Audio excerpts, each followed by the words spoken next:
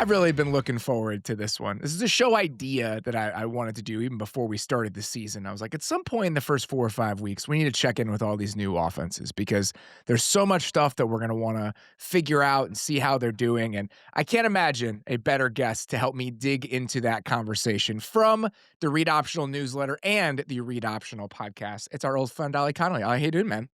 I'm doing good. I'm excited to do this show. I thought it was fun when we went through the teams, not to jump ahead of ourselves, how much overlap there was between every team kind of ideologically. And Yeah, it made me yeah. really excited being like, oh, these teams are just telling us these are the new groups in the league with new ideas. They've had some time off. And that's the way football's going. So I thought that was really fun. There's so much cool stuff to dig into here, and I think a lot of these five offenses, I think it's been uneven for some of them. You know, the Bears are probably, if you look at the numbers, the worst so far over the first 4 weeks. But I think there's still a lot to be excited about with what they're doing, and so I think this is going to be a pretty rosy conversation compared to last week when we had some offenses that fit this bucket last week. So essentially, new ideas, right? Are you bringing in a new coordinator? Are you trying to adopt some new ideas on offense?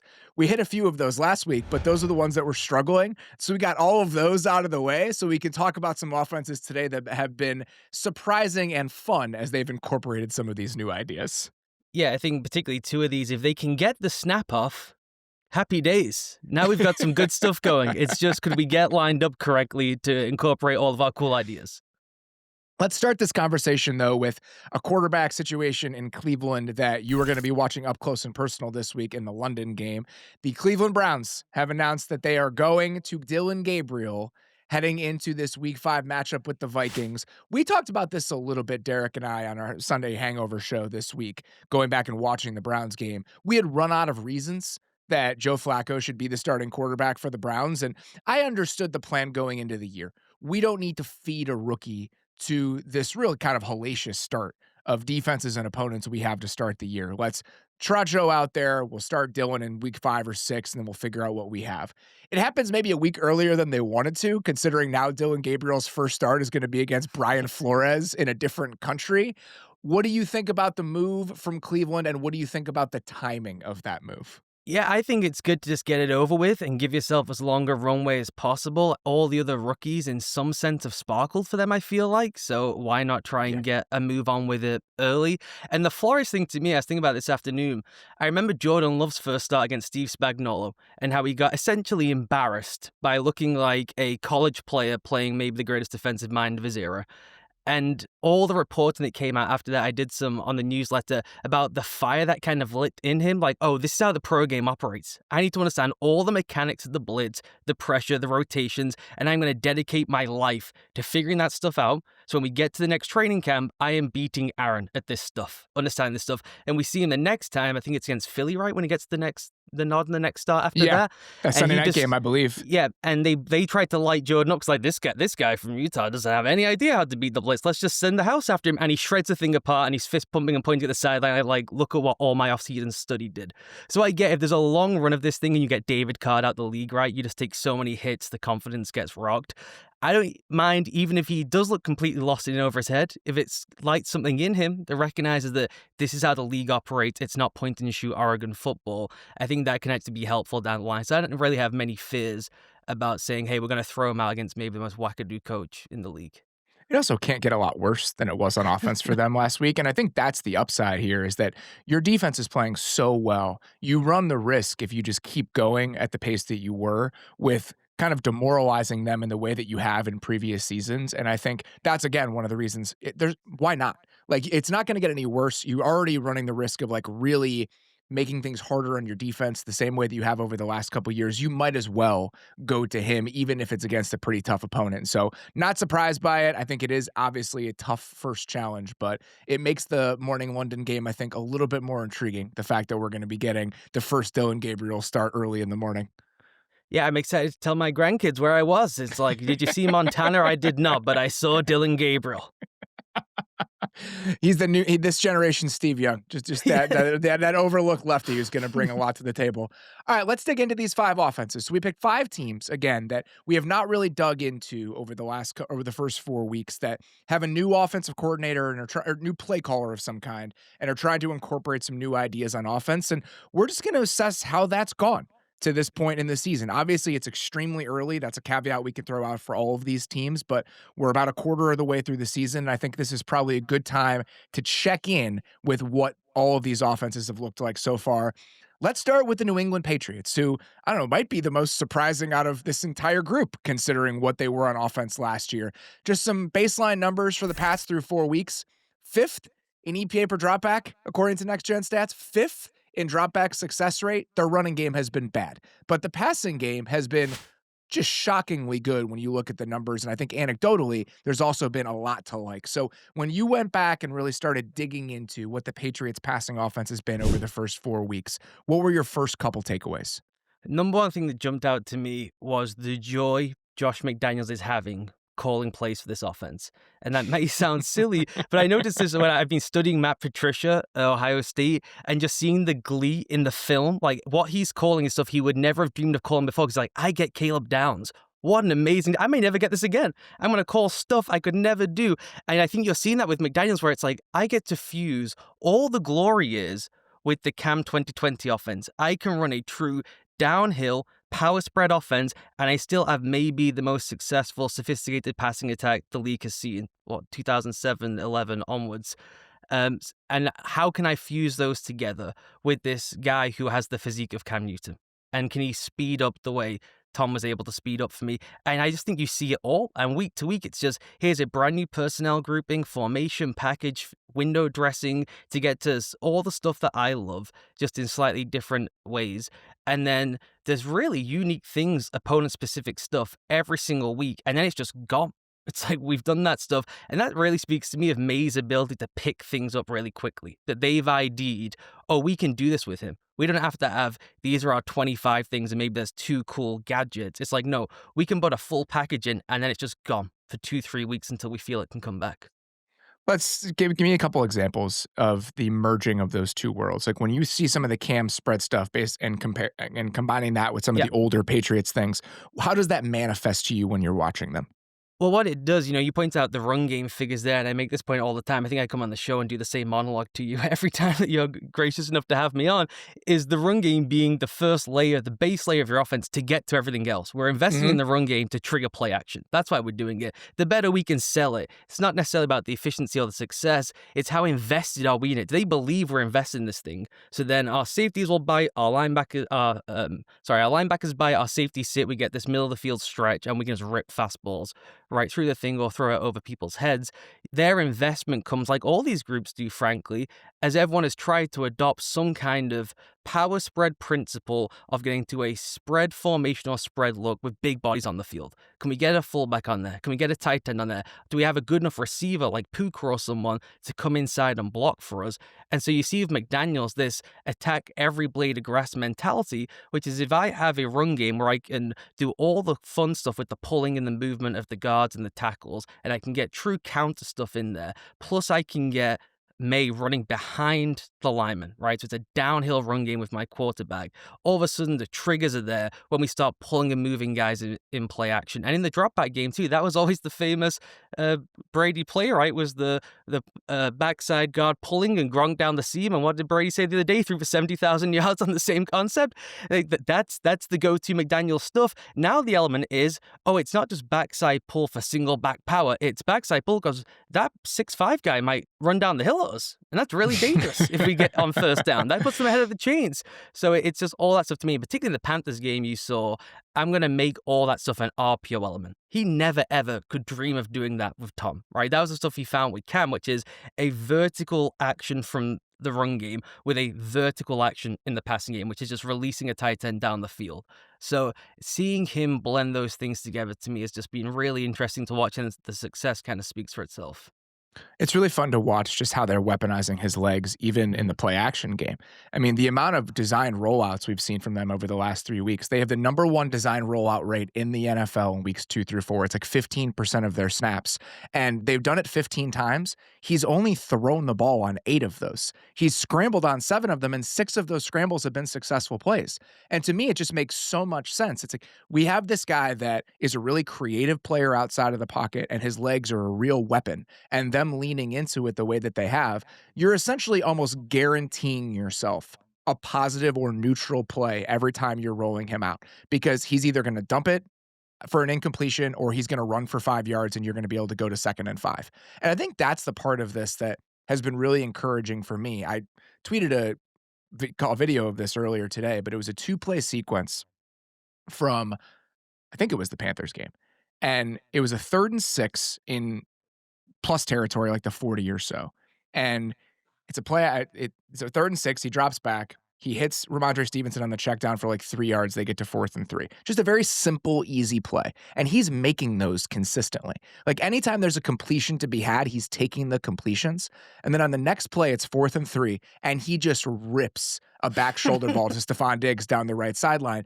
And when you have a quarterback with his skill set, if he's taking the completions that are there, the explosive plays are going to come. The man is a living, breathing, explosive play at quarterback. And so watching him play within himself when those easy chunks are there to be had and then taking the shots when they're available, like that combination with a guy that has this skill set, that's going to make for a really fun offense. And that's kind of what we've seen over the first 4 weeks. Yeah, and it's funny you mentioned those checkdowns. I love his body language on the checkdowns. I don't know if you watched this. Like, he purposely slows down. Every single part of his being slows down, almost like he's mid-sulk, because he's like, I gotta take the check down. But he's like doing it 20 times a game. He's like, and the ball rips off his hand, but the motion is so slow compared to when he actually goes to rip it. Some of these guys, you watch Dak, it's the same every single time. It's Robo-Dak. With him, he's like, I gotta take the check down. That's the coaching point. It's free money. I guess I'll take it. And then he'll come back and rip the back shoulder throw, which he already might be one of the 3 or 4 best back shoulder throw players in the NFL. And so you get the vertical bombing you're mentioning there down the field. You get the horizontal stretch of the boot game, but the downhill run game is kind of what makes it where we are in a complete bind. Like, this ball could go anywhere. That's the attack every blade of grass element of the offense. And now all of a sudden it's, okay, we're going to put 2 backs on the field. It's going to be one of them is in motion. It's Gibson, it's Henderson. They're kind of the gadget guy. Or it's Stevenson thumping in your face. And figure that out. And they already have built in all the next layers, which is like, we got a pretty sophisticated RPO package, we got a deep play action package, and if it's not there, he's making some unbelievable plays when pressured. Like, it's just not there, but he will hang in and hang in and hang in. He will absorb a shot, he'll slip and slide, he'll find some kind of room, and as you mentioned, that he's just willing to say, it's not there, I hung as long as I could, I guess I'll just dump this thing off and we'll keep it moving. I think that's really the only criticism I would have from him over the first 3 weeks is that he's still figuring out where the limits of that are, right? There are times where he's trying to do a little bit too much in some of those moments. The strips back against the Steelers is a perfect example where it's like the first time that's not there, just take the sack. Let's just live to play another play. But because he can do some of that stuff outside of structure, you don't want to rein that in too much. Even like the sequence that ended with the interception in the red zone against the Steelers, that entire sequence, there's like a little bit of an erratic feel to his play, but those things are becoming such a small part of the ratio that I think you can still feel really good about it. Like just the way that he's wired, that's going to show up every once in a while, but I think those things are becoming a smaller and smaller part of the pie as he learns what he can and cannot get away with. Yeah, I think you're just going to have to live with 2 boneheaded plays a game. And if you'd gone into the season saying we'll get 2, I think everyone would be like high-fiving, like, that's a really great ratio for us because this guy thinks he can make this guy thinks he's Brett Favre. So if we only get 2 of them, that's not so bad. And it was 4 or 5 last year, and you just had to draw on the floor when he hit 2 of them, right? That's how it went, at least for me. I just think there's a maturity and confidence to his game now where those panic plays, you can literally, as you just did, rattle through the list of them. They're like isolated. Here's these 2-3 plays in the season. Whereas last year, they were just broken plays that you completely forget about. It's just when you kind of run through the whole cut up, you go, oh, there's 4 or 5 where he's panicked. It's not just like the plays out there, he's actually panicking and fleeing. And I'm just not seeing that this year. Behind a line that is still pretty fragile, by the way. It's not like those guys, he's got balls all over the place. It's pretty fragile. And he just has this real natural sense and feel in the pocket, which just was not evident all through last season. Last season was all about when everything's perfect, look how good he looks when he doesn't make a silly decision. And if you can we pull away all the different parts to get to that more consistently, I think it's different this year. I totally agree. And this is a very, very granular place where it manifests, but I actually do think it's indicative of what the offense feels like overall. They are number 1 in the end. Again, small sample size theater. I have to say that every single time we talk about stats 4 weeks into the year. They are number one in the NFL in success rate on plays with 10 or more yards to go on second or third down. And so let's just dig into that for a second. Essentially, that's a bucket of plays where you are behind the sticks. So it's second and 10, it's third and 12. They are number one in the league in success rate on those plays. And I think that really speaks to even when things get off track and a little bit off schedule, there's a calmness to the way that they're attacking those situations and they're not making a bad situation worse. And I think that really does show you like how he's slowing down his heartbeat in moments that actually should be disadvantageous for an offense. They're not actually showing up that way for this team right now. Yeah, I'm sure you will talk about the Ramondre Stevenson wheel route in Miami was probably the best Mhm. throw he's had in his entire career. That's a perfect example. He gets pressure flashed right in the face.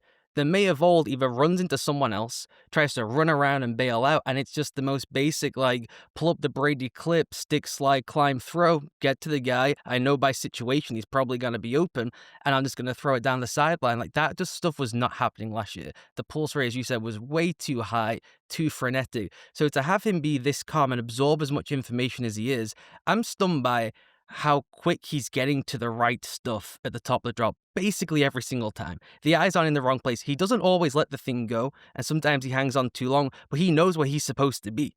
And that is like step one. Can we get there? It's a really complex, detailed offense, and they have put a ton on him early on. It's really, really not small. It's like every week there's 8 new packages of really, really detailed, specific stuff, and it's all the Brady stuff. So you know how detailed it is. It's like all the old favorite stuff. To be able to have a guy get the eyes in the right place essentially every single time is way beyond what I ever thought he would be in this development.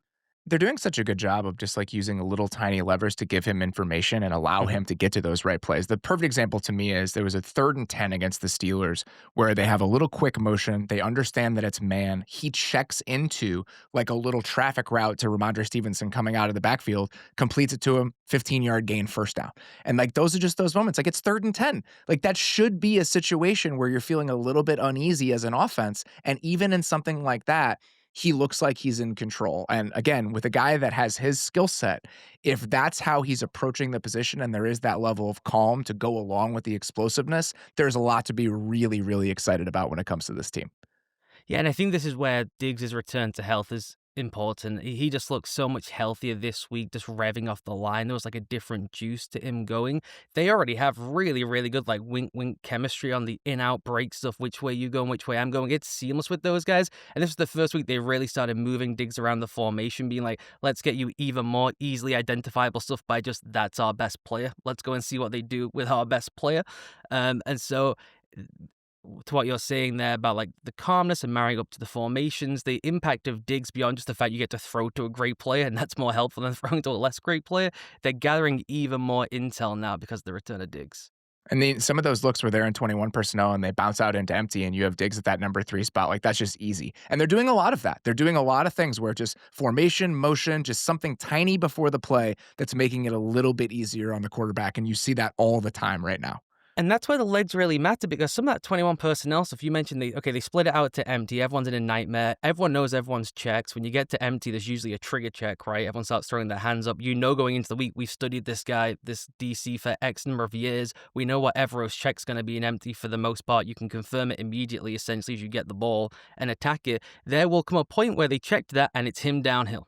And what do we Mhm. do then? They're playing 5-on-4 football up front. Oh, they also have a sixth guy in the backfield who looks like Cam Newton. Like that is the possibilities they have now, which McDaniels has never worked with before. And you can just see like the giddiness leaking out the film, being like, I cannot wait to get to this stuff. I've saved this stuff for the Bills. I cannot wait to get the Bills. And this is where I'm going to do all my Josh Allen stuff that Joe Brady gets to do. Let's get to the one of the other quarterbacks picked in the top 3 last year that's dealing with a new offensive play caller, Caleb Williams and the Chicago Bears. The numbers right now for the Bears, if you look over the first 4 games, I mean, they're not great. They're 25th in rushing success rate. They're 20th in passing success rate. But I do think that after that first week, there has been some stuff that you can get excited about. And there has been some pretty good things that they've put on film. As you went back and studied what the Bears have been over the first 4 weeks, what were your major takeaways from rewatching this offense? Strangest thing is seeing a Bears offense operate and the quarterback be the thing that I have the least questions about and Isn't be it like, crazy? okay, It's crazy. It's like, that feels pretty solid. What's going on with everyone else? Why does everyone else know what's happening? It's a bewildering experience. Like You must be confused. when you watch him play right now, and you talk about Drake's eyes going to the right place, and I think that it's still a little bit more robotic and it's still a tiny tick slower with Caleb right now. Like when you watch him progress, and he's doing it consistently a lot, his eyes are going to the right place. It's just sometimes a little tiny bit slower than you want it to be. But that's kind of like a nitpicky thing. Like how quickly he's moving and just how on time he's playing. Gets to his back foot. All right, one hitch, two hitch, three hitch, check down. It's happening at the pace you want it to happen, or I guess mechanically it's happening the way you want it to happen. And that to me is just so encouraging when you consider what he looked like last year and what Chicago Bears quarterback play has looked like for the past 10 years. I said this yesterday. It's been uneven for the Bears offense over the first 4 weeks. We'll get to some of the things that they're struggling with. He is playing quarterback right now better than anyone has played quarterback for the Chicago Bears in the past 10 years. That's not an exaggeration. Like that's actually true. And it has left me in a place where I don't really know what to do with it. My only concern with him at the moment is still things feel a bit too reactive rather than active.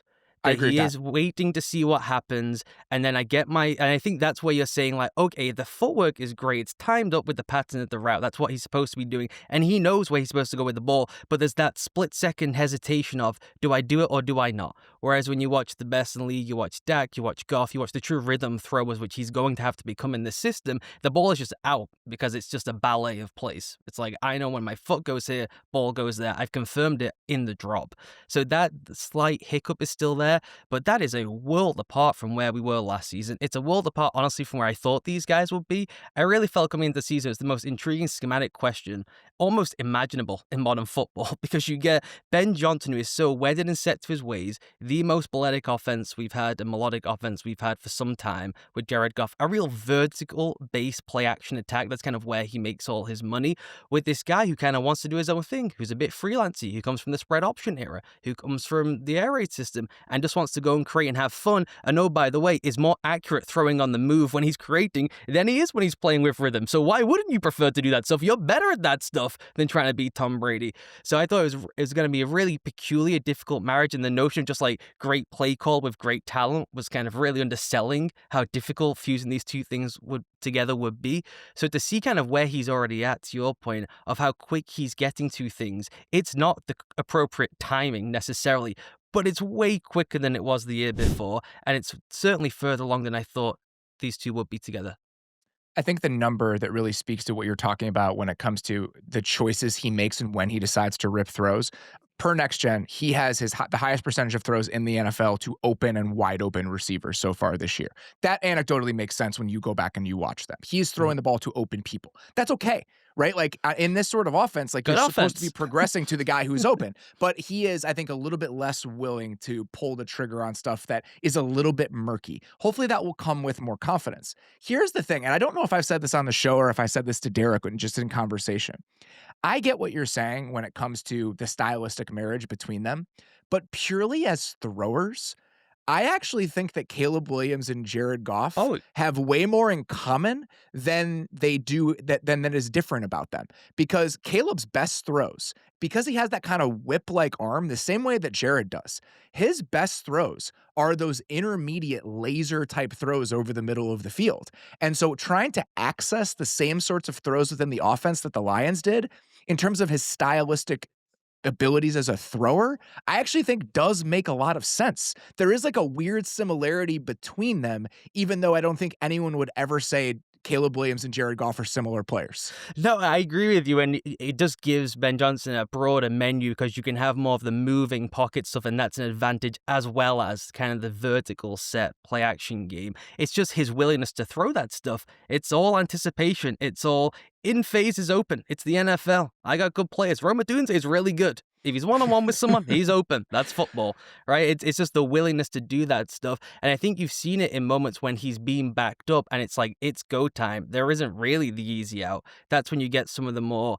incredible plays. It's just you vacillate between crazy decisions. Like, what are you trying to do with the ball? Why are you trying to create something out of nothing in this specific situation? Like, the understanding of the situational football, I think, can be off from series to series, but you get two of the most breathtaking throws you're ever going to see. Like the one we put together at the end of the season, here are the 15 best throws of the season. He's probably going to have 4 or 5. That's how well he's playing. The Adunze touchdown throw is a in rhythm post strike that is just like textbook, cannot do it better. I don't even know if that is a Jared Goff throw. Goff hits plenty of them, but the arc and delivery on the ball, the power on the ball is unlike anything few guys in the league can do. Like there's what, like 3-4 guys you would trust, Stafford, those kind of guys, to really rip that in rhythm that way to that specific second window, as opposed to kind of an in-breaking return to the quarterback type window. It's just purely the anticipation stuff. It feels like they're a bit clustered in that intermediate field area when it's not open. And that's just third down football in the league. Like these guys, Ben Johnson can be as great as we all think he is. And as you mentioned, these guys are open everywhere because he's really good at this stuff. And Caleb's being smart with taking checkdowns. But to win on third down consistently, it's going to be ripping those intermediate throws with anticipation. Do you think that stuff, I agree with you with the situational aspect of it, and there are times where things feel really hurried, like the timing, and we'll get into some of the timing and detail stuff about the offense that I do think is pretty misaligned right now, but like there are times when he'll try to get to a check down, him and the back are just completely not on the same page, thrown at people's feet. Those sorts of things, if I'm trying to see this in a rosy way, because I have to, right? Like I have to choose to believe this is going to get better. Do you think with more time, more maturity, more comfort, this is stuff that can get honed in the long run? This is the stuff I think you can hone. This is why people fall in love with the idea, can we make every quarterback in the draft Josh Allen, right? It's like, we think we can teach all the other stuff. Someone like Caleb Williams, if you just put the job up for offer with the tape of this season, someone like Bruce Arians would be like, I'm coming back out of retirement. These guys making throws I could only dream of having guys make. Like, that's how gifted those downfield shots are to me anyway. The problem is just the details, as you mentioned. The mechanics are often all over the place. His balance is atrocious a lot of the time, even when he's hitting completions. And so that is just an obsessive attention to detail, right? You got to be Lamar Jackson. You got to be Brock Purdy. The offseason is where I put the work in. The season is when they pay me to play the games and it's fun. And it's just, we have no way of understanding from outside, whatever reporting is he that obsessed about the details in an offense that is so based on rhythm? Rhythm with the tempo with the motion. My foot goes here, this guy flies behind me here, this timing is snapped up perfectly. Right? When we break the huddle, how quick am I getting from the huddle to the line of scrimmage? Because the shift I'm running is elongated compared to the shift I'm running. I'm probably going to have to hustle on this one to get everyone ready and going. And I set the tempo for everyone else, right? Those kind of detail stuff to me are just guys who are completely obsessive about the details of the game. As I mentioned with Jordan Love, I want to be the best blitz beater in pro football. That's what I want to be. I'm going to spend an offseason doing that. Is he wired that way? Or are we going to get him in 3 years still junking ball to the feet of a back and a check down? He's like, that stuff doesn't really excite me. What excites me is ripping the laser down the middle of the field. That's a really good, really, really good point. Just not being bored with the boring stuff, I think, is a key part of all of this. And I'll say, even with some of the imperfections and some of the inconsistencies, I think the first 4 weeks, there's been a lot of really encouraging stuff from him and the marriage between him and the play caller. Let's get to everything else. If the quarterback is not the concern with this offense, where do your concerns start with this offense? Everywhere else, can't get lined up, can't get plays off correctly, can't motion and shift correctly for the offense that wants to motion and shift the most in the NFL. And this is where it comes back to Caleb slightly is, does everyone understand in the huddle what the play is? They're the number one offense I look at, and it's like the palms up offense. If everyone looking around going, what are we actually supposed to be doing? There was a play, one of the penalties, I think it was a false start in the Raiders game, where Caleb's like waving his hands, being like, I think that one's on me. That's the first time I've seen him on film, like, take responsibility. This is happening constantly. So is there a miscommunication? Is there something going wrong with the operation of the huddle? That's like phase 1, start 1, day 1 of install type stuff. And then just the line is such a disaster. I mean, they can't pick up anything. And it's not just one-on-one talent. It's any kind of stunt, twist, pressure, bluff, disguise, blitz. The best guy in situational protection is DeAndre Swift, who then has no juice to run the ball for you. So it's like, when do we put him on the field? Because he's going to at least buy Caleb maybe an extra half second, because he's the only guy who seems to know where he's supposed to be. Yeah, I think that the run game details are the thing that really jumps out to me. It just, you watch the run game, and whether it's design, whether it's execution, like they're just complete inability to ever get to anybody on the second level, no matter what the call is and no matter what the scheme is absolutely maddening. And it got to a point, and I completely understood this in the back half of the Raider game, where they were like, Braxton Jones cannot play anymore. Like we cannot have him be the left tackle anymore. And it's mostly because of what's happening in the run game, not even what's happening in pass protection, which I don't think I can remember a situation like that where the left tackle gets benched because of what's happening in the run game, not because he's given up like 4 or 5 sacks over the course of the day. And there's so many examples where you're just looking at whether it's a one-on-one loss or whether or not the loss happens on paper before the play even starts. Like, we can get into some of the details if you want to, but I think all across the board, everything up front is just not nearly as buttoned up as it needs to be. And I think that has been the most frustrating part of watching this team so far. Yeah, and I don't know if you have any stats or figures, but it feels like watching they allow the most run-throughs of any line in the league. Like, it's just a free runner in the run game constantly.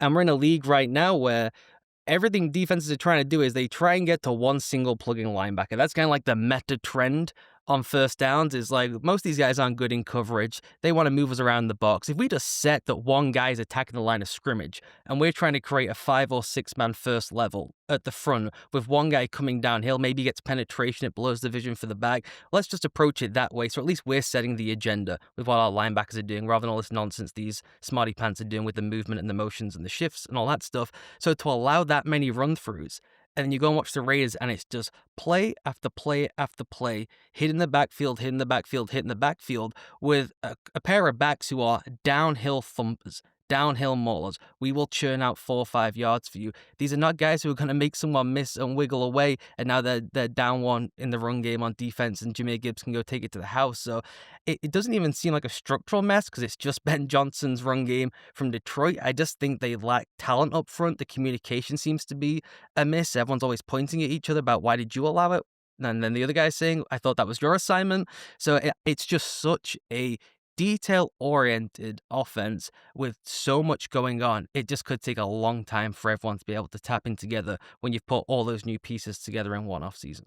I think that's right. And you watch it, and I think the Detroit run game, you watch Detroit run the ball, and the amount of times where this is happened, it's something you build over time. It's like everyone knows exactly when to come off on a combination. If there is some some sort of stunt or movement, the recovery is so consistently correct. And like it's just so far away from that when you watch the Bears run game right now. And I think hopefully that stuff will get a little bit better over time.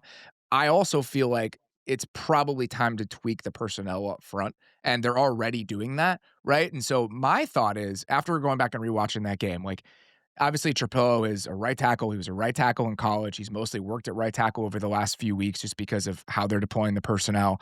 I do wonder if by the end of the season, their best 5 from left to right is Trapillo at left tackle and Darnell Wright back at right tackle. Like, I'd be surprised if that wasn't the best 5 for this team by the time the season ended, even if he's much greener over on that side and they really haven't played him there much at all since they decided he wasn't going to be the starter there. Yeah, I wonder too if Johnson could just adapt slightly as well. Could you maybe be less heavy base? I know that like that's the doctrine, that's the idea, that's how he wants to call it, and he would hope that over time it all like coalesces and everyone figures out, and oh, maybe it's this guy's fault, so we'll change the personnel and then we'll flip this guy from this side to this side. I do think too is that could you just declutter the box slightly? Could you eliminate some of these concerns? We're playing hat on a hat with 7, 8 guys in there. Why don't we just play hat on a hat with 5 guys in there? 4 guys in there.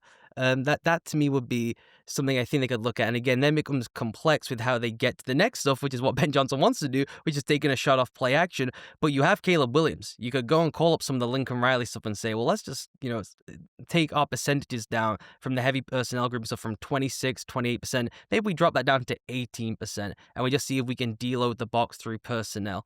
That is something I think they should look at because I just don't think they can stand up one-on-one in the trenches, essentially. And if you even go back to that, you were mentioning the Lions run offense, I think people in their mind remember all the cool and the fun parts of the Johnson offense, right? It's like all the pullers and movers in space, and here comes Penny Sewell. That's like 3 or 4 plays a season. Collinsworth just highlights it on Sunday Night Football. The base of the offense is we are just bigger than everyone, and we are mashing people in the face. And that's 24% of our entire offense is we just kill people up front inside, and it's double and climb as you mentioned, and then it looks the exact same when we get to play action. So you just need to have 3 maulers in there, and they don't have 3 maulers in there before you even get to the concerns you mentioned at the tackle spots.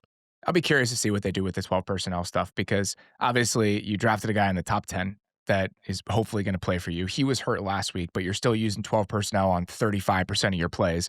Durham Smythe is not a positive for you in virtually any way. And last week was probably one of the worst games I've seen Cole Kmet play since he was drafted. I mean, like in every single aspect of the game, he was a defined negative last week. And I don't think that will continue. Like, especially as a blocker, like he can hold up in that way. It just, he's had some really rough stretches this year. And so where they land on that, because I agree with you, I do think that trying to be a little bit more of an 11 personnel team might be a positive for them. But the way that they've built the personnel is just flies in the face of that. And so where they land between those two things, I think is going to be interesting to see.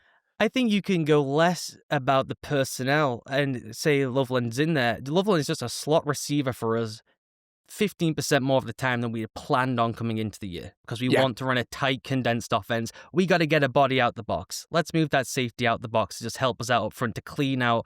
There's just so many people down there. We're trying to work these combos and our guys can't pick it up.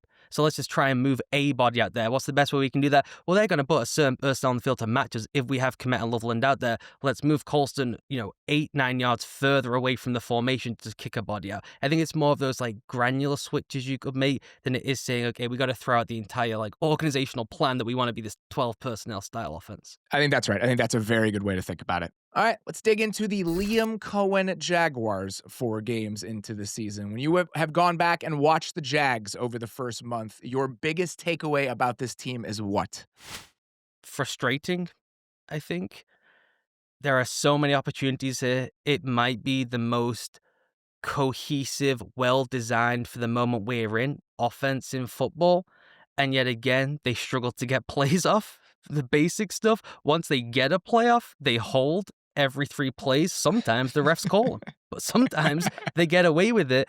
And then I find Lawrence at this stage, I don't know what it's like for you, but sometimes you're such a fan of someone's, it's like a music artist or something, and then they have a massive career pivot that really bothers you. Like you feel like they sell out, then you just hammer them because you feel so burned by them. That's where I'm at with Trevor Lawrence now. It's like, I just don't know if the light is ever going to go on to a point where he could even be a reliable, will make the postseason and will always be on the fringes. My comp was always, could he be Matt Ryan? You get him in the right situations, like an explosive MVP caliber season, and maybe people underrate him, but by the back end of the year, people remember the really like holy grail seasons with Shanahan.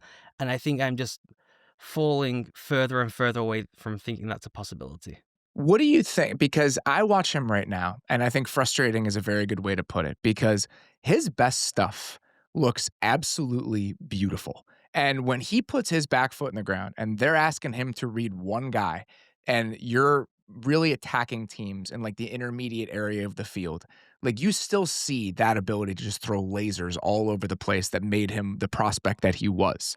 And I love watching that version of him. The play I go back to, it was a 3rd down against the Bengals on the first drive of the game. They have mesh over the ball, and then De'Ami Brown is running a corner to that side, and the back is running to the flat. And so it's just pure progression from left to right. He sees the flat defender bite down on the back, and he throws the corner route immediately.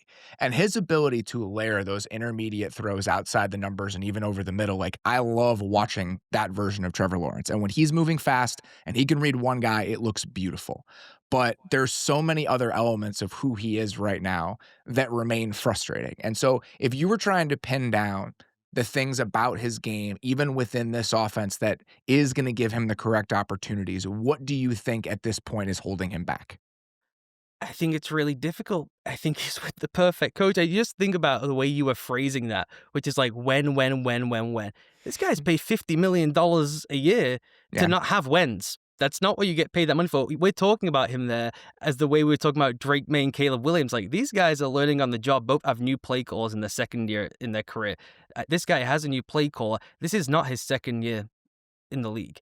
And nothing ever operates at optimal speed. And the wins you're talking about, when you see this, is like the 5-6 times a game you see optimal speed in the entire process. And I just don't know, does the light go on for people at this stage in their career when it's like that? Always think about, I was tracking this, I don't have the figures for this week, but going into last week, 82% of his red zone throws went into the end zone, right? The next closest guy was 55% over the last 2 seasons, that is. Now, you're in the red zone. That's not goal to go situations. That's the entire 20 yards we get to play within the red zone. And I think it's indicative of the player he is, which is hyper aggressive, wants to make every play, thinks every throw is a hero throw. And it's just not a way to have a sustained, efficient offense where you just take easy wins. And a lot of it is panic stuff. A lot of it is not even tight windows. It's a window that's not there. And I just don't think there's enough nuance or subtlety in his game at this stage. And he's playing in an offense that is crafting guys open, and he's just missing it all the time.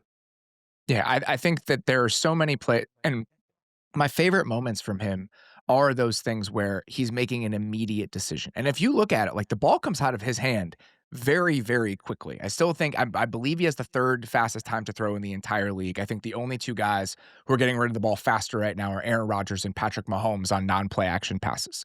And you feel that when you watch him, like when he hits his back foot, the ball is coming out. Here's the problem with that.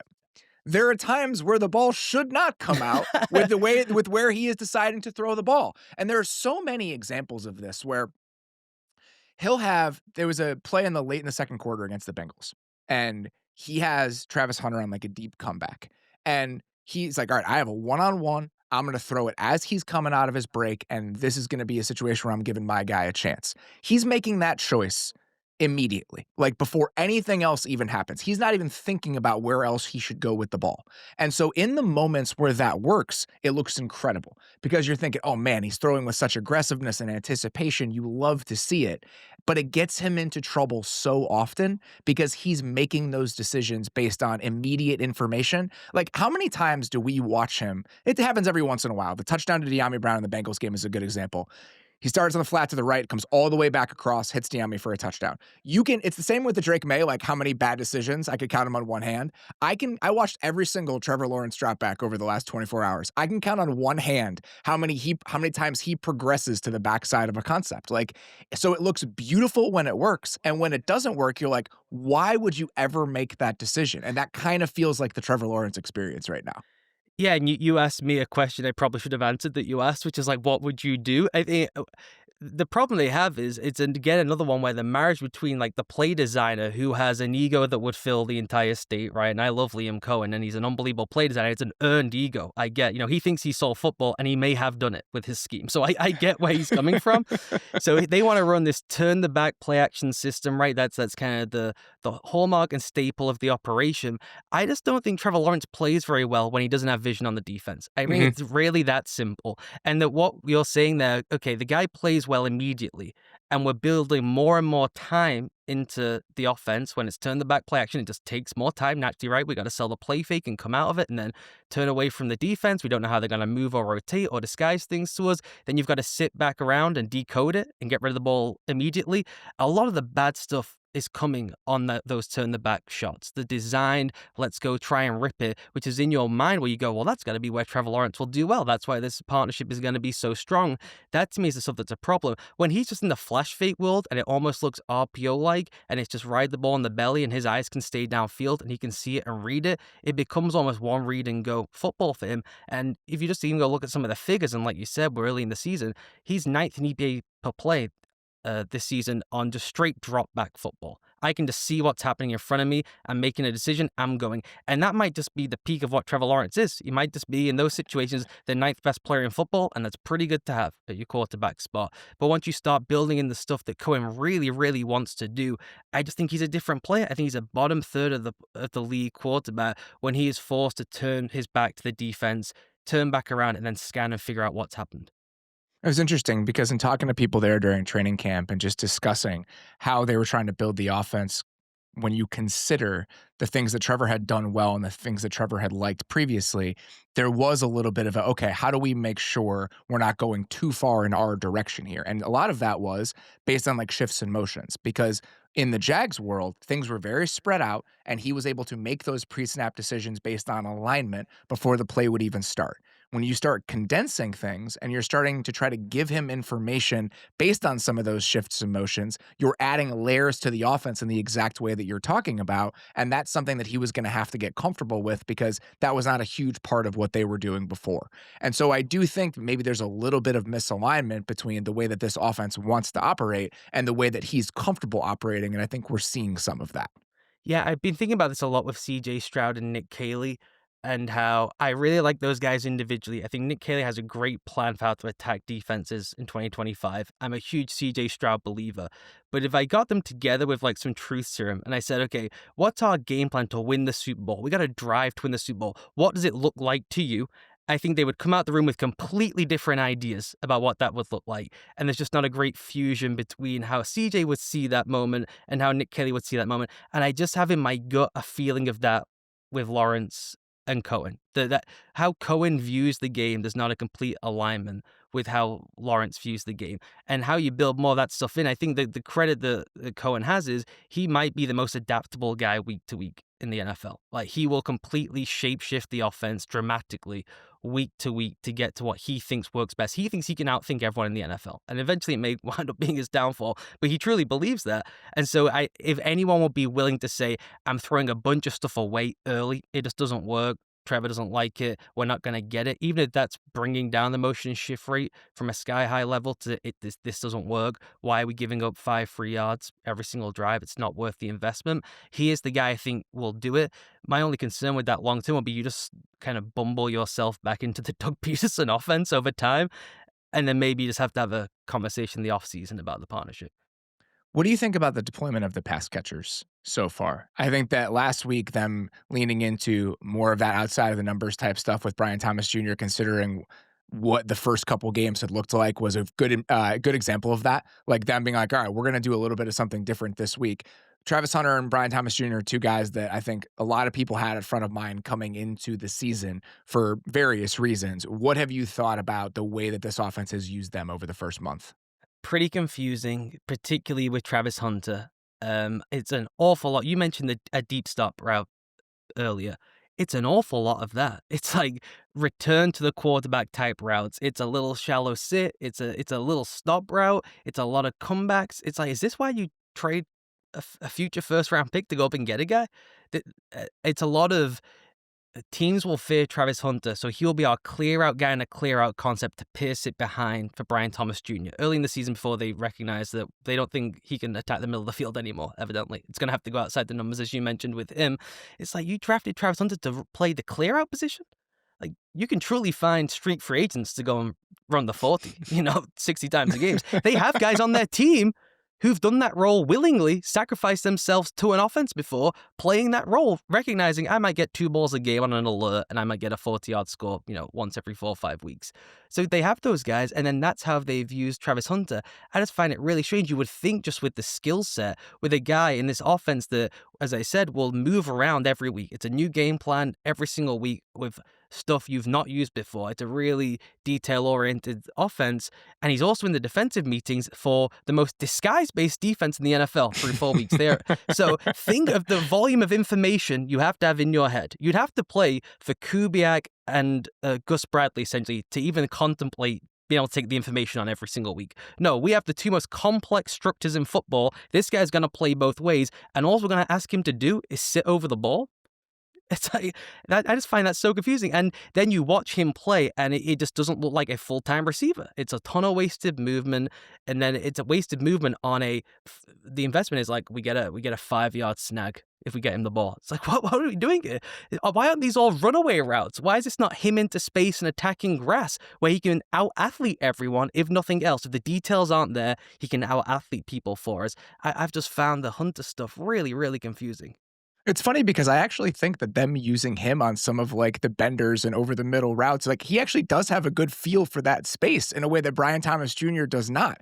And so using him on some of that stuff, even if he's a little bit undersized, I actually do think might make a little bit more sense to make the rest of the offense click, even if that's maybe not the first place your brain would go.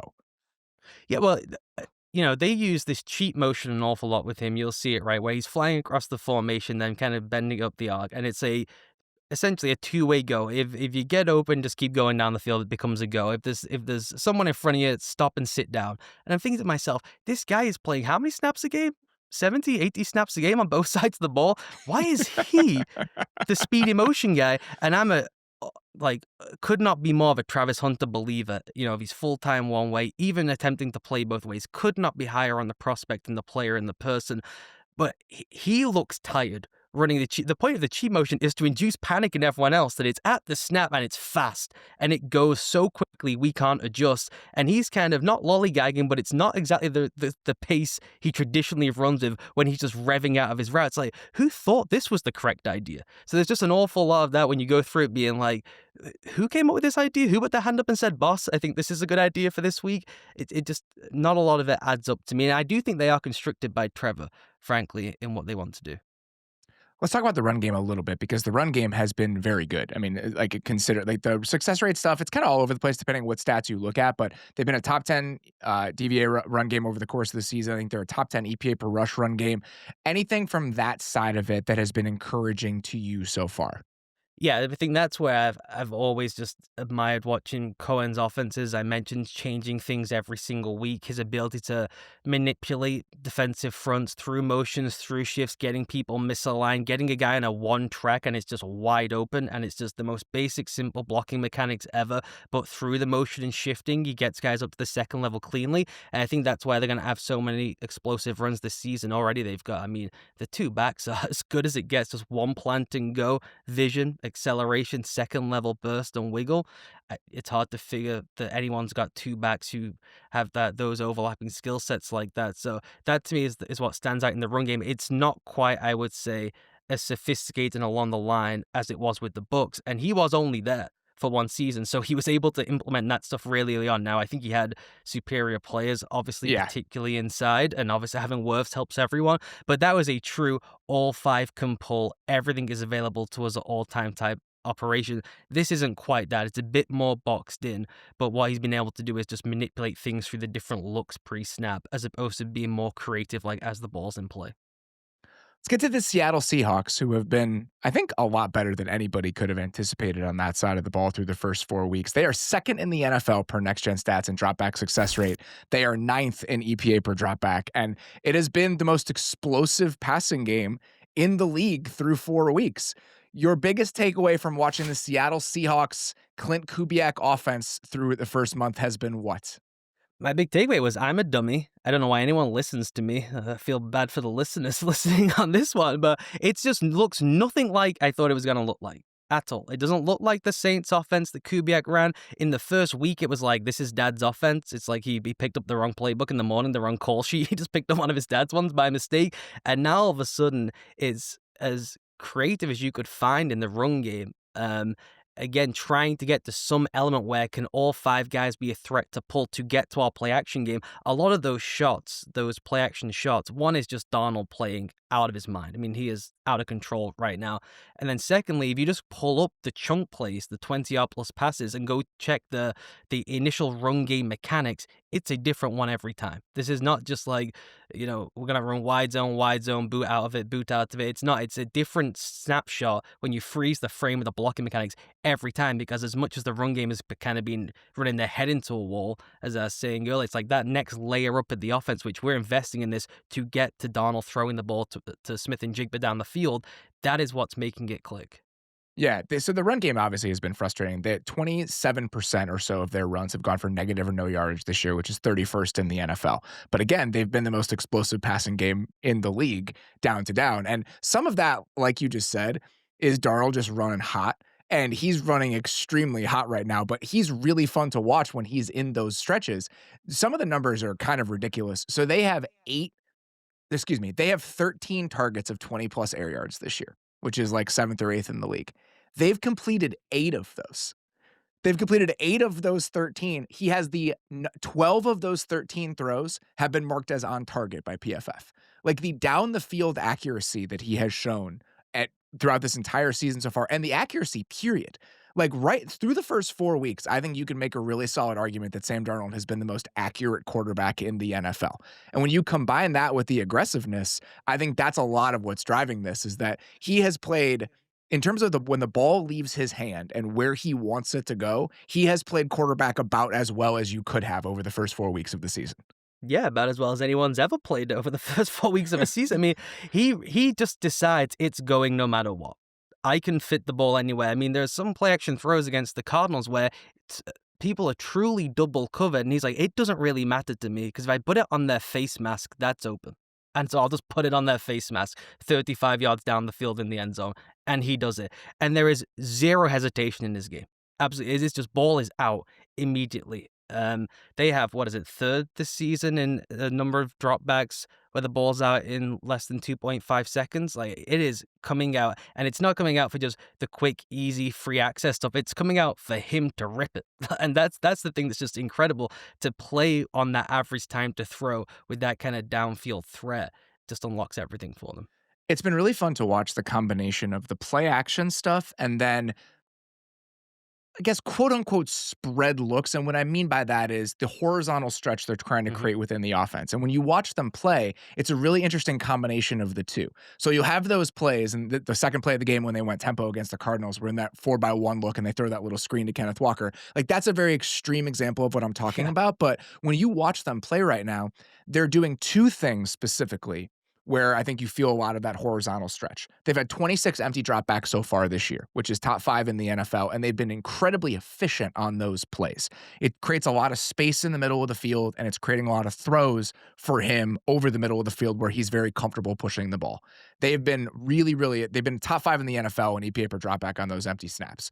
And the other thing that they're doing a lot of, we talk about Clint Kubiak's time with the Niners. They're doing a lot of that bumper motion with the backs in order to create that stretch horizontally and pulling down the flat defender and then creating a lot of space that way. And then on the next play, they'll be in these hyper condensed formations and be using play action. And so there are just so many layers to the offense that I didn't necessarily expect. And you might think that those two components actually kind of feel misaligned. But when you watch them play, it actually marries together really beautifully with what the quarterback wants to do and then what the receivers want to be. Like JSN on all of those like in-breaker wrap routes, like he's so good at that, and they're creating the space in order to make those plays really dangerous.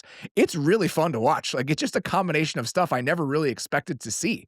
No, it's a great one to watch, and it's a really fun example of a guy really recognizing, okay, what a defense is trying to do to us. What's the best way to stop that, right? Which is they want to move and rotate constantly. They want to disguise in the back end. They want to have all these weird, creative, odd fronts up front where we don't know who's coming, who's dropping. The 7 guys presenting, but they're not all going to be coming. They're moving everywhere. How can I just make them be static? That's all I want to spend my week doing, is make them be static and reveal their hand. And the best ways to do that is to get into big personnel, and we're playing bully ball football, and they can't be so exotic then because they got to put their big guys in the field to match us. Or you get to empty, we mentioned at the top of the show, like either there's an immediate trigger check or it's just really hard to rotate in disguise when you're facing an empty look if you've Yeah. really stretched the field out. And if you're sending some kind of pressure, you kind of have to tip your hand to get the pressure there in time. So you can get a tell or a feel for when it's coming. So it's a really good feel. And it's what I think you're pointing at there is, if you watch the Falcons, for instance, it just feels like something's off all the time. The tempo and the rhythm and how they sequence one play to the next, it just doesn't feel right. And when you run that style of, okay, we're 12 one play, we're empty the next play, you can kind of get that accordion offense where you're just bouncing back and forth between these two systems, and the defense can get a real easy check and tell on what's actually coming their way. It takes the real good ones to be able to find a way to get that kind of flow and that ball rolling down the hill mentality where it just feels like, oh my God, they are just rolling and rolling and rolling. And for 4 weeks, they've been able to do that. And I think a lot of that just goes down to when it isn't there, when it's kind of busted by design, Donald is just figuring it out. He's got the figure it out gene in a way I just didn't expect he would do. I love that because when you watch them, I think that's exactly how it feels. We pointed this out when we recapped the Cardinal Seahawks game in real time. There is a difference between offensive architecture and design and play calling quality, right? Like those Yep. are two different things. And I think you can like a lot of the architecture and design things about this offense, but to me, what's really sticking out is how cohesive it all feels. That momentum of a ball rolling downhill, that is what the Seahawks offense feels right now. And I think you absolutely hit the nail on the head. How do those two worlds merge in a positive way? Well, they're driven by the same motivation. We're trying to make sure we're dictating to the defense. And you can do that with using empty. You can do that with some of that bumper motion stuff, and you can do it with personnel. They are dead last in the NFL in the percentage of plays they have 11 personnel on the field. It is 31% of their plays. I believe they have a fullback on the field for like Yeah. 37% of Yeah. their plays right now. It's pretty crazy, like how much they're living in some of these extremes in order to make sure they're the ones dictating. And when you combine that with a receiver who is ascending to like a real superstar level, Oh, like the yeah. way that he's playing right now, a quarterback who is red hot, and a coach who I think has a really, really good finger on the pulse for what he needs given the situation, I think that's where you start to get the feel of the Seahawks offense through the first 4 weeks. Yeah, and you mentioned there, I mean, the people just say the offensive coordinator, and we think of that guy as like the one guy. You can go through the team's coaching staffs, and the reason they have a run game coordinator and a passing game coordinator is everyone has different interpretations of the job, and to tie it all together is really to have one guy is a great play caller and play designer, and everything else that goes into it is really difficult. Someone might be unbelievable at drawing up different designs in the passing game, but not have that in the moment feel for how to tie and sequence it all together. Again, I think we're seeing some of that in Atlanta. The last thing I would just mention is the drop back stuff from under center, that being a constraint. Right, that it's like we got to have run pass conflict everywhere. They have organic run pass conflict, as you mentioned. They're in heavy personnel all the time. People just naturally think it's going to be a run, right? So, but they are probably the most money team on that. Maybe Dak so far this season, but every single time it feels like it's just the most easy 8 yard out every time. It's like just easy money. We can take that. And so they're just always putting these different conflicts into a defense while still having, as you mentioned, that horizontal stretch all the time. So it's probably as good a coaching job as anyone has done through 4 weeks of the season. So to have a new quarterback, essentially a new interior of the offensive line, a reworked receiver room, and to piece it all together in one go for 4 weeks and have this kind of output is really impressive. And I get Seahawks fans will listen and say, why the run game stinks, the run game stinks, the run game stinks. It is worth it for that investment in the explosive plays. If they dry up, you got a real problem, right? It's an exchange for the other. What do you think can help get the run game on track? Like, do you think there are a couple solves in your mind that could make this thing feel a little bit less frustrating with a little bit more time on task? Yeah, bench the right guard would be the number one thing I think I would do. I mean, it is just a complete sinkhole at that spot. And it's the most constricted they look because they can't really do much with him in the pull and movement game. So there are some things of like they can only do certain action. When one guy starts to trigger a move, you can get more of a feel for what's coming. And they don't actually run a lot of stuff. It's really varied through like formational dressing and kind of pre-snap law. But if you just isolate the play design and freeze it, it's like we got like 20 things we do here. We just do them really, really well and we hide them pretty well. I think the right guard spot is incredibly limiting for them. And I just don't think they knock people back off the ball well enough. It comes down to just physicality up front. And you mentioned earlier about can the Bears work combo blocks and things like that. They have really good, again, when you just freeze the frame at the line of scrimmage when the ball is snapped, they're in like premium run looks. That's why Donald's not checked out of it, and they cannot get any movement. The under center dropback thing is really interesting, and I think exactly what you're saying. When I had a coach kind of explain to me one of the benefits of it this offseason when we talked about why it would become a more prevalent thing that you see in the league, you kind of play into the nature of the defensive backs that you're playing against, where you're in 21, 22 personnel, and that quarterback is under center. Defenses are wired to think it is one of two things. It's either a play action shot or it's a run play. And so if you're a corner and you're sitting there in single high and you're playing cover three, your first thought is at the snap, I'm bailing out, right? I'm getting tons of depth because that's what they're doing. They're doing this in order to run the ball or they're trying to throw the ball downhill or trying to throw the ball down the field. And so when you have guys with like access running 7-8 yard outs, that's exactly why you're able to do it in those situations because you're playing with the expectations of the defense you're playing against. The funniest one is how the Packers played it in the Cowboys game, even just beyond like, okay, we're going to get depth and what the coverage is, just the human nature of I at least have some time. I can wait to make a decision. Yes. I'll see what happens. And Dak's just like, you're just going to give me 8 yards? I mean, they must have done it 4 times against the Packers. Yeah, it's really funny. It's been a fun thing to watch get ramped up, even though we knew it was coming. It's still interesting to see it just more and more and more. The best part about it is watching these guys who've never had to do that footwork give it their best shot. Watching Kyler Murray, really, he's trying his best out there. And then they're like 4 weeks in being like, this is not going to be for us. We got to take this stuff out. It was really funny. I was going back and watching some old Peyton Manning highlights the other day and just seeing that. And it's like, we're back, man. It's all cyclical. It's all coming back around. Let's finish this up with the Dallas Cowboys, who have been just a hyper-efficient offense over the first month or so. Had a really good game against a great Packers defense on Sunday. 7th in EPA per dropback so far this season per next gen, 8th in dropback success rate. And the one that really sticks out, the Dallas Cowboys, number 1 in rushing success rate through the first 4 weeks. So when you went back and watched the Cowboys over the first month, what was your biggest takeaway about this offense? Yeah, the run game stuff, bringing Clayton Adams over and immediately just planting the stuff they did in Arizona directly onto the Cowboys. And I did have reservations about how that would go based on the personnel they have. Even drafting Booker in the first round was like, he is a guy who plants people off the ball. You bring him in to drive people one-on-one. He cannot move and go in space. And even when you watch them in the opening week, they gave him one rep. They were like, you get one, because we have to pretend like 5 guys may pull at some point. You can get one. And it was one of the worst reps we'll see in pro football this season. So now it's like that stuff's out. Actually, with him being injured and the backup coming in, they actually do have more versatility in the run game now. It's not a better player one-on-one, at the point of attack, but they can get to more in the run game. So just the general movement in the run game, I think, is what stands out, how Dak can aid that. He might be one of the best fake out artists with like the giving it and then moving into the bubble. They'll have a bubble away from outside zone or inside zone. It's like he carries the fake out as well as anyone in the league. And then Williams has just been creating a ton of yards that aren't really there to be made. Frankly, he's just playing at a really, really high level. And so it's easy to kind of glorify the coach and say, oh, they put a new staff in place and Schottenheim is doing great. But in the run game specifically, I think the backs are just playing at a really high level. It's really, really fun to watch right now because there's so many different layers to it. And it's whether it's personnel or just the specific designs, right? So let's just say we're in 21 and let's say Hunter Lepke's on the field. All the different ways they're using him to kind of steal back angles in the run game, they're doing the exact same stuff with Brevin Spann-Ford when it's 12 personnel. And sometimes he'll be lined up as a tight end. Sometimes he'll be a fullback. And sometimes they'll be running like sort of a wind back where he's coming to one side and then he's slicing back across and he's cutting the defensive end. Sometimes he'll actually be coming back and he'll be trapping the 3 technique. Sometimes he'll be leading up. The amount of different ways they're creating angles on the end man on the line of scrimmage to allow their guys to get onto the second level is magnificent. Like it's just so smart and so well designed. You see it in so many different ways.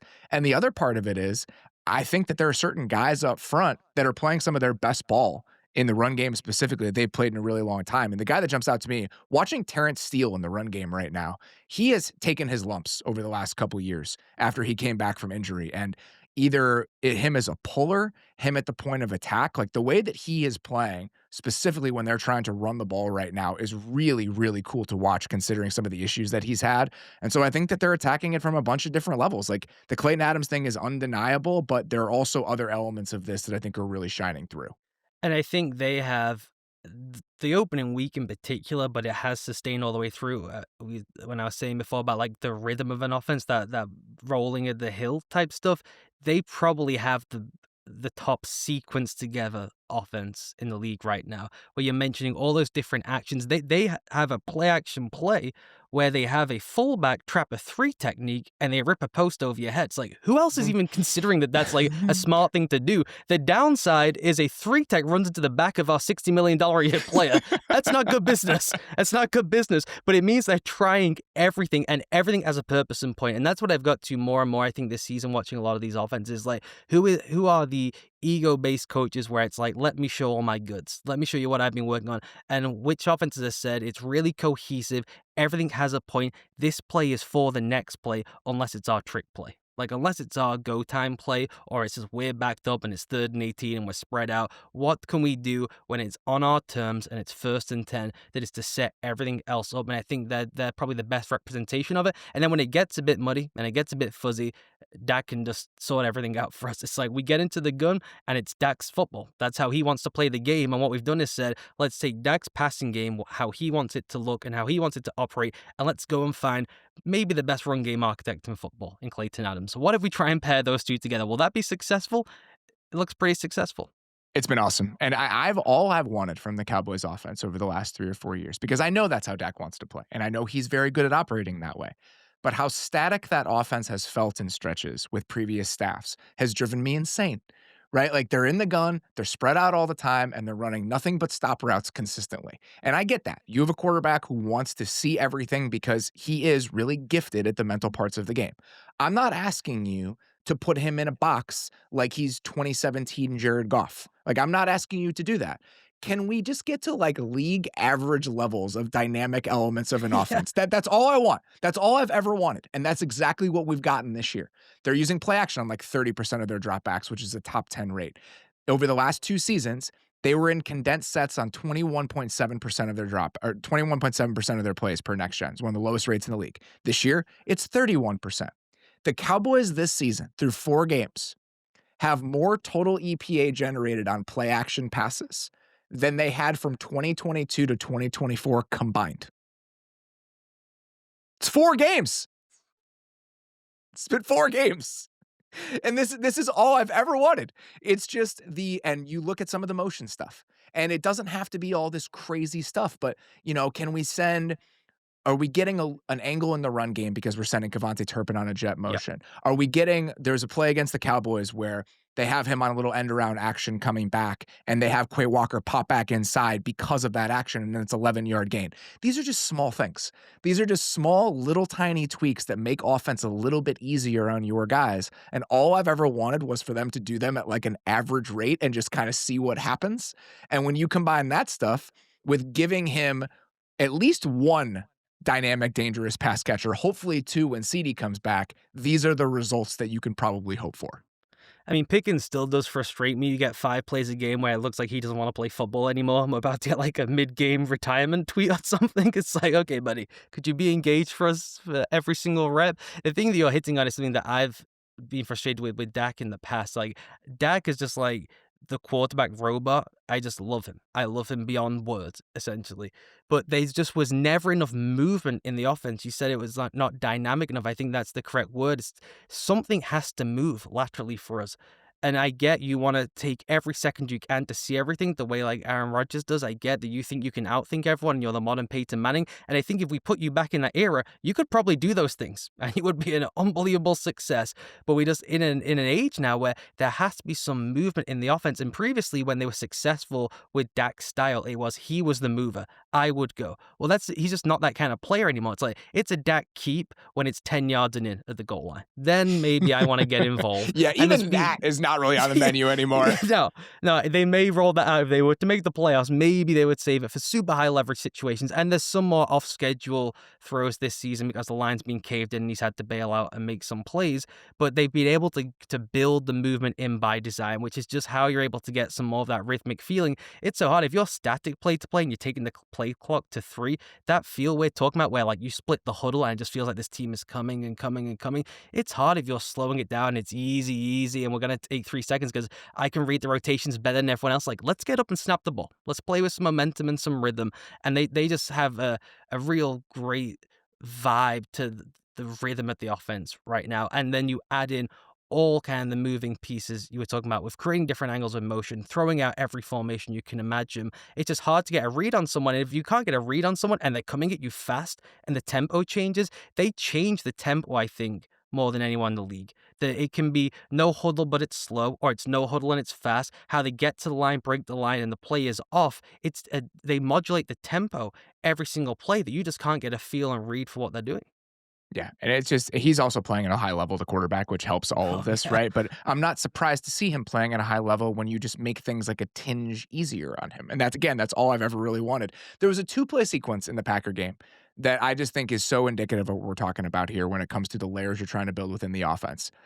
They were in 21 personnel, and they hit a go ball to Pickens off of an under center drop back out of 21 personnel, right? So like you just think about that. As a defender, you're never even thinking about that. The fact that he's going to be gone right away, and we're throwing a go ball on a straight under center drop back out of 21 personnel. And then on the same drive, the touchdown to Pickens, they motion to empty. They move the back out to the left side and now makes Pickens the number 2 receiver in that look. And he has leverage immediately based on that shift. And he throws a short post for a touchdown. It's easy pickings. And no pun intended. And like, that's the type of stuff where like, it's simple stuff. But when you're doing those things and pulling those levers and the players are good, including the quarterback, we're starting to see the returns on stuff like that. And so I'm not shocked to see this, but it still has been very gratifying to see a Dallas offense constructed like this. It's got to be a real frustration to someone like Kellen Moore, who's like, oh, now he's buying into all this stuff again. Yes, Great. yes. Cool.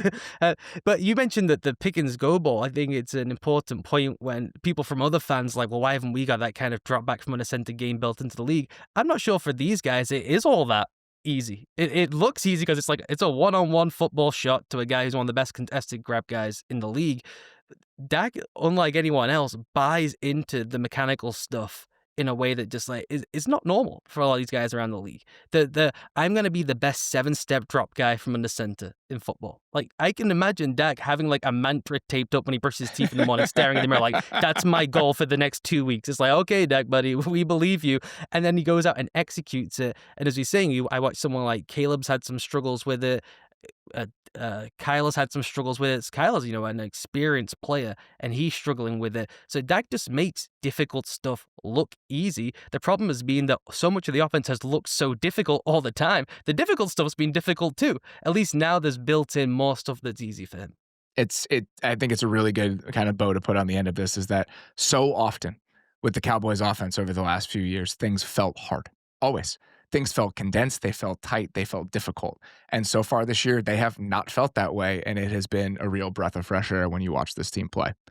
Ollie Connolly, sincerely appreciate the time, sir. If you guys have not subscribed to the Read Optional, it is one of my favorite football products that exists. I get the email as everything they put out arrives straight in your inbox. And if you are not subscribed to the work that Ollie is doing in their newsletter and the podcast that he does with John Ledyard, I sincerely recommend that you guys check it out because it is wonderful work. Ollie, enjoy the London game. It's always good to talk to you, buddy. Thank you. All right, guys, that's all we got. Thank you so much to Ollie for his time. Thank you all of you guys for checking in. We will be back tomorrow with the Week 5 preview with me, Derek, and Dave. Until then, appreciate you listening. We'll talk to you soon. Thanks for watching. Follow The Athletic Football Show wherever you get your podcasts. And don't forget to subscribe on YouTube.